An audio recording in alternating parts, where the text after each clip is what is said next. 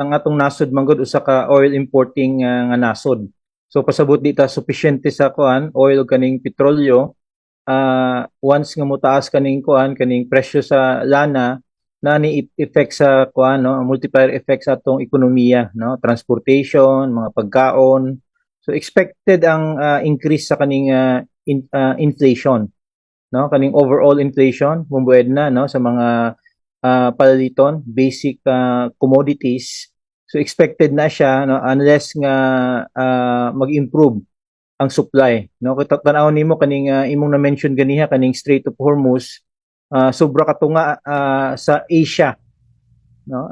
Asia pasabot nga kaning mga nasod nga mga economic superpower sa Asia no, Japan, China, India o kaning South Korea, sobra katunga sa ilang mga supply sa petrolyo, dependent din ha no sa Middle East.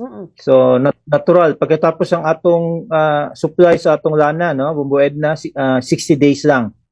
No, pag mag 60 days expected pa na siya nga mo grabe no, tungod lagi nga limitado ang kaning supply sa atong kaning giningon natong oil reserves.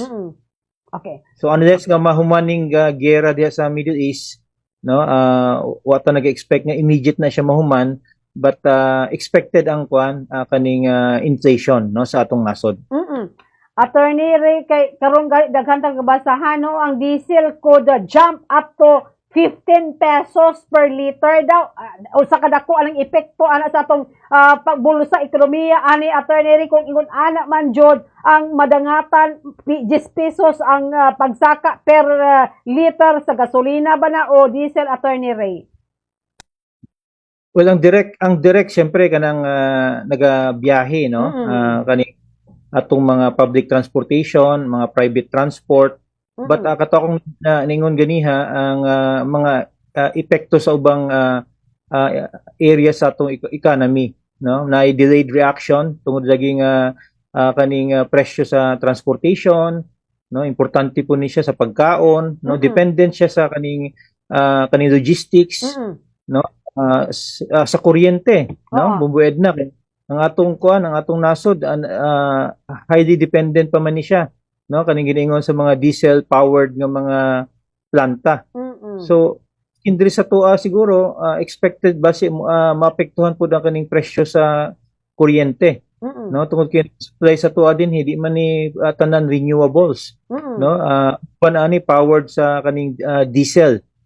So morning mga kaning mga giningon na immediate effect no, for example ganiha mention nimo kaning Department of Energy over the weekend no, immediate effect ani next week makita nimo no, dako ng epekto ani no, daghan nang di magpagasolina tungod lagi nga taas, siguro magpagasolina sa siguro next week no, but kung ma-delay kaning gubat din sa Middle East, syempre limitado ng biyahe no, pag ang atong transportation ang uban di sa mo biyahe, i-delay nila yung mga biyahe tungod lagi nga taas ang presyo sa petrolyo. But ang pinakadako nga epekto katong mga basic commodities no, basic presyo sa bugas no, atong mga kanang palaliton no na increase. So nang hinaot ang manageable ang increase no, porsyento lang di kay dagko tungod kay kung ang overall no, kung inflationary siya dako ng impact sa atong ekonomiya. Okay. Attorney, unsay angay ang himuon sa atong gobyerno karon nga di jud makontrol pero maibsan mahinahinayan ang antos sa katawhang Pilipino, Attorney Ray? Well, ang immediate nga usual ang ginabuhat sa gobyerno is subsidy. No? Subsidy sa kuan presyo sa lana. Na usa po din na kaning suspension sa kaning mga buwis. No, kay manong porsyento sa buwis no, kaning excise tax sa kung within man sa discretion og pinakapaspas subsidy, pero ang subsidy medyo gikan na sa ang kwarta gikan sa gobyerno.